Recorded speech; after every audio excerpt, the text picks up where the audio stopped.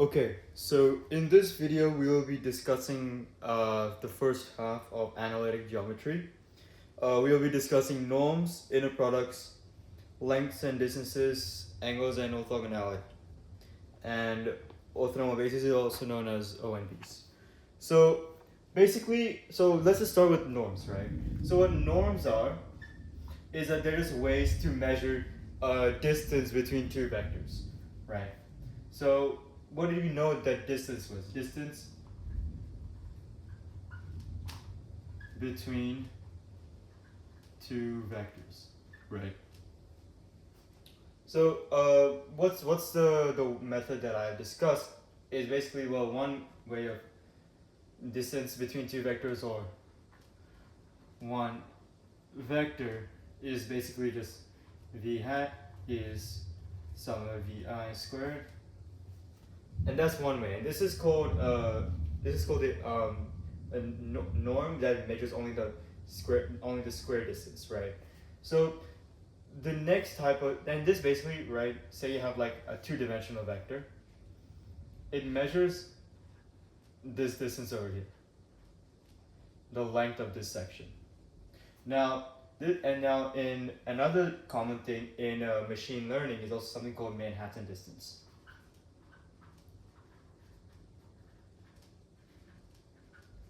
And instead of like treating it like a sum like this, I'm just gonna say Manhattan distance of v hat is basically equal to just the sum of vi, right?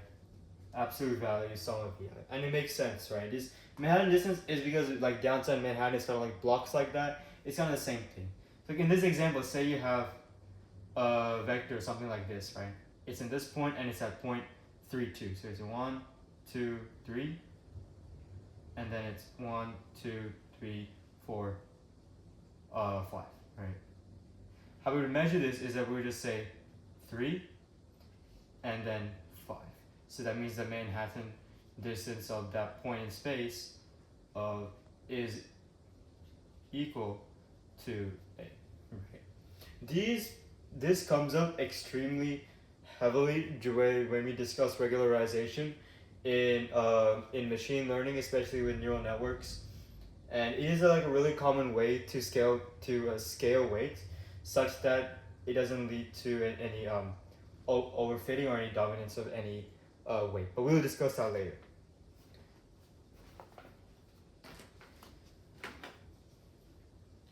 The next thing that we are going to discuss is inner products. So inner products is basically just multiplying two vectors together, but like through like a specific matrix, right? So the setup of an inner product is, I'm just gonna say write down inner product is basically, let's say vectors u, v. How we treat this is basically u transpose a, v, right? A is the matrix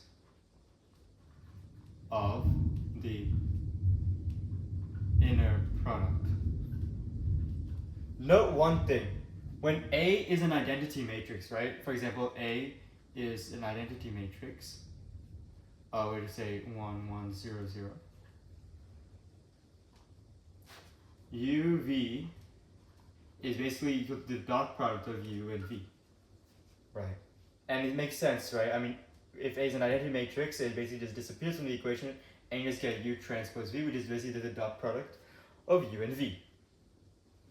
So specific rules come into play when determining if A in this kind of form is a valid type of matrix, right?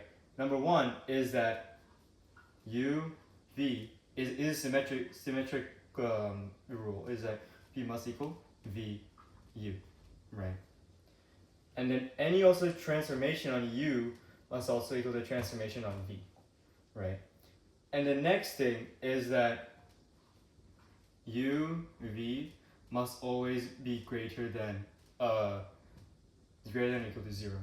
Now, one way we prove this is through an understanding that A is a positive semi-definite matrix, right? Positive semi-definite matrix. So the positive semi-definite matrix is basically states that, I'm just gonna loop it here. It basically states that any vector, right, in any arbitrary space multiplied in this form must always be greater than 0. Note that this form always composes into a scalar, right? So A is positive semi-definite and symmetric. Once these clauses are fulfilled by the matrix, that means we can say that the inner product expression it's basically like a valid function, right? So we have to prove this statement and this statement to be true, right? And let's give like an example like the identity matrix, right? Z transpose 1 1 0 0, Z is greater than or equal to 0, and I transpose must equal I, right? So multiply anything by an identity matrix, it gets cut out, right? And then you get left with Z transpose to itself, which is basically just equal, will always be greater than 0, right? You're just multiplying Zi squared, right? And this will always be greater than 0 because you can't really have a negative integer square, a negative square with real numbers. So yeah, so the identity matrix, therefore, and because the identity matrix is also symmetric, right? You flip everything over by the transpose, you get the same matrix again. We hence prove that this expression, it's a valid inner product. And the understanding if a matrix is positive semi-definite allows us to understand a bunch of things in machine learning. For example, say you're given like a matrix, and we want to determine if it's like if it's a valid kernel matrix. Then you have to use positive semi-definite. Understanding of a positive semi-definite will always come up, right? And the notation for if a matrix is positive semi-definite is we just say it's A is sign. It's like a fancy greater than or equal to sign, but for matrices. So that's inner products, right? And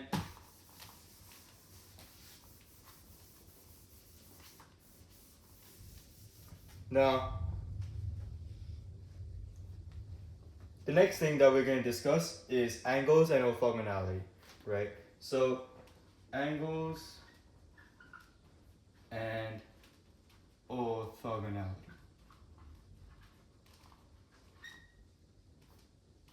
So we know that if we have like this kind of vector in space, you have like another kind of vector in space, we can also like measure the angle between them, right?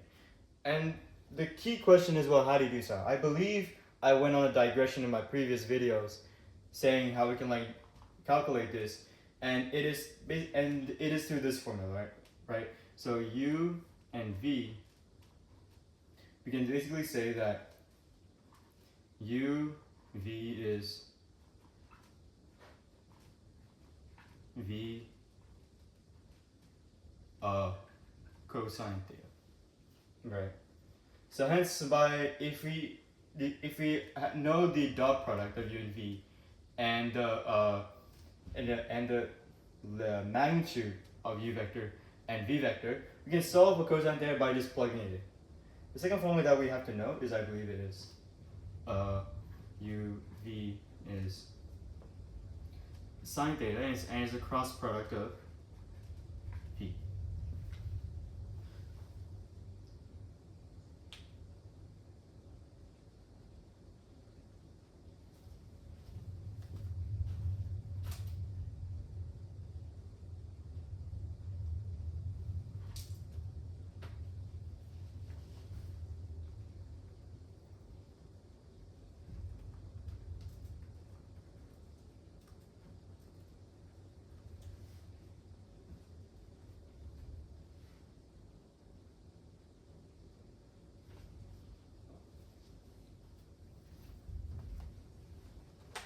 sorry. I believe I got that wrong. So this is the cross product. Sorry, yeah, I mixed it up. Is equal to u cross and times v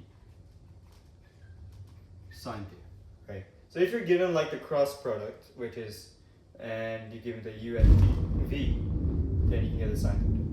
Sorry, there's like a really big thunderstorm going right now. Yeah, man, I'm summer, man. Yeah. So yeah, this is basically just how the angles work, and this is the best you like have to know. Through this formula here, you can actually determine a really crucial inequality in machine learning, but I will discuss that after we go into orthogonality. So orthogonality basically is basically the concept of two vectors being perpendicular to each other in any space, right? So let's just say in 2D space, right? You have like some vector here, and you have like another vector here. You say like these two vectors are orthogonal because they intersect, that their rays intersect to make a 9-degree angle, right? So what if you're just given just the u vector and the v vector itself, right? I don't know, something like 1, 0, v vector is 0, 1, right? So how can you determine if these two vectors are orthogonal? One way is just by calculating the dot product. So if the dot product is equal to 0, then u, v are orthogonal. We just say it this way, right? Now, if we expand it out to any space, then we get the exact same thing, right? You can also use the same exact algorithm to do so. But then the concept of orthogonality, we can also be expanded to matrices as well. We discussed that in matrices, we can represent the matrix as like a vector of vectors, right? In like a computer science type of analogy, it's either like a vector of column vectors or a vector of row vectors, right? Generally, we just denote them as m. It's like a vector of column vectors, right?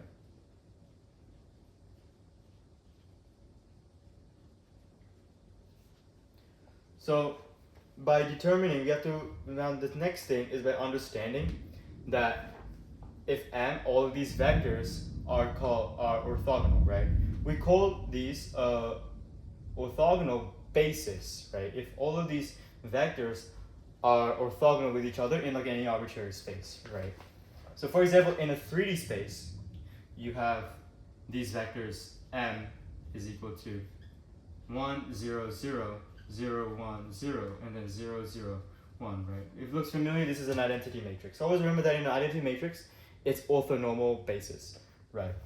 And I'll discuss the normal part later. So if we were to plot this, right, I'm not really any fancy drawer, but it should look something like this. So you have this matrix, this vector and then this vector. Note that these, if you can see quite well, I hope. Note that these two vectors are all perpendicular with each other. That means all of these 3 column vectors are orthogonal. So we got the ortho part, right? Now, in an orthonormal basis, in a matrix with orthonormal bases, right? The normal part comes from the fact that are they unit vectors, right? Is their magnitude equal to 1? So let's check the magnitude of 1, 0, 0. You can calculate it yourself, but I'm confident that the magnitude is 1, that magnitude is also 1, and that magnitude is also 1.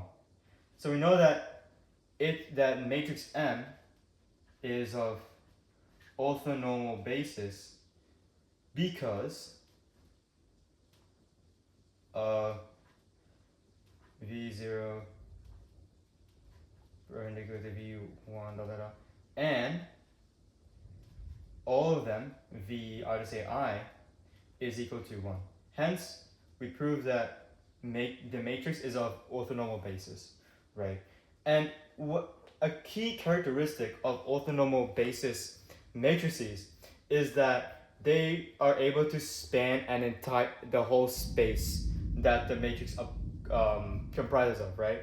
This is a 3D space, right? Because it's 3 by 3 and representing 3 vectors and the dimension of the vectors are of 3 by 1, so 3D, right?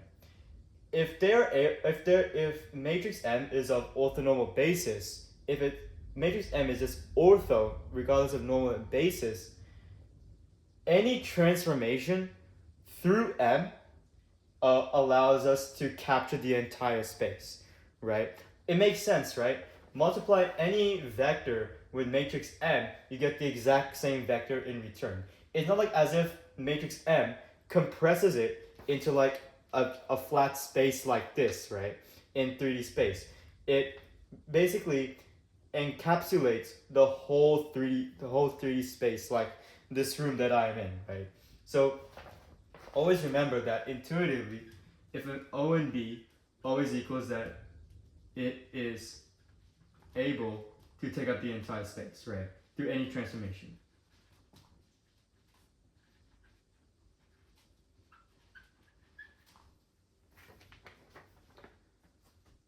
So I think this is pretty cool because this becomes resurfaced once we dive into matrix decomposition, which is extremely important in machine learning.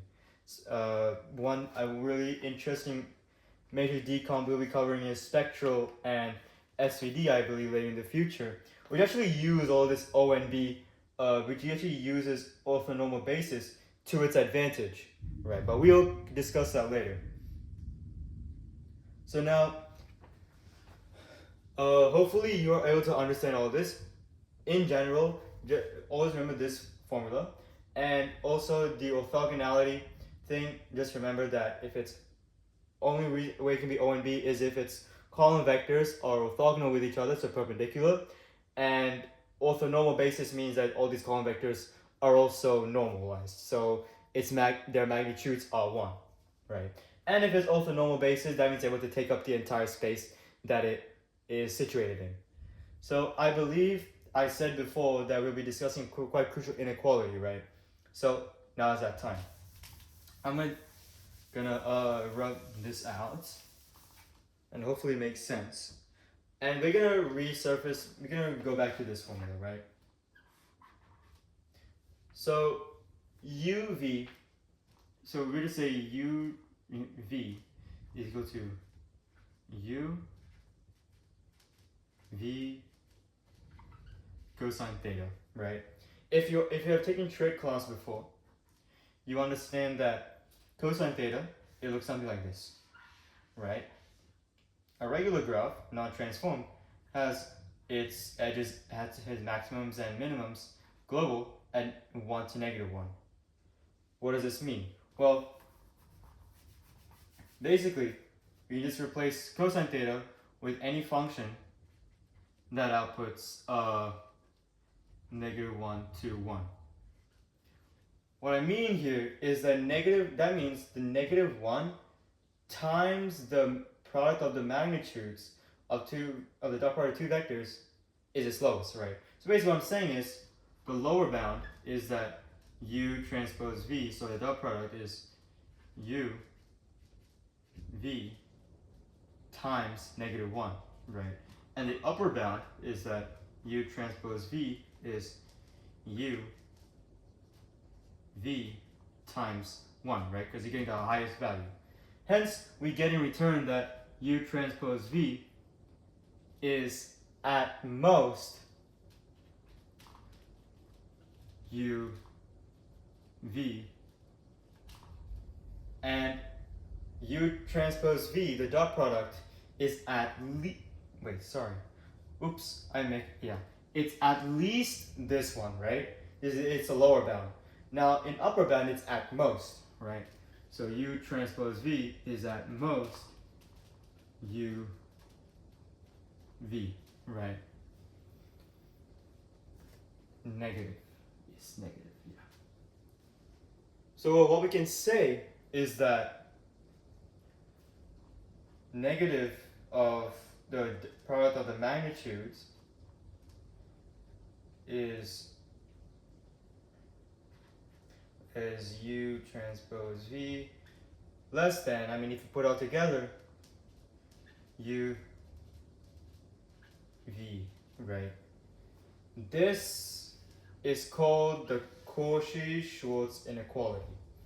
It's quite a fancy name for something extremely trivial, right? Cauchy-Schwarz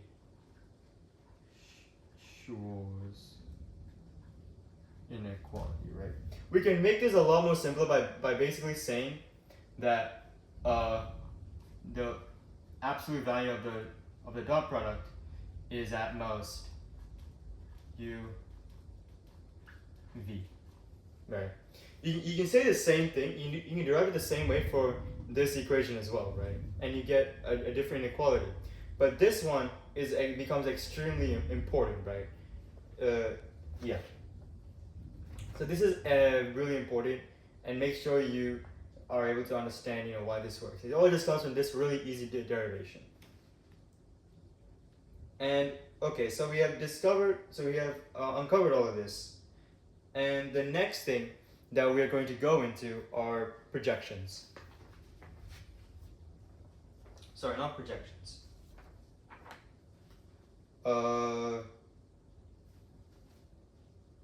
Okay, so I have covered norms, inner product, length and distances, angles, and orthogonality and orthonormal basis. So we will be covering the second half of analytic geometry in the next video. So thank you everyone, and I hope this video was quite helpful for y'all, and yeah, have a great one.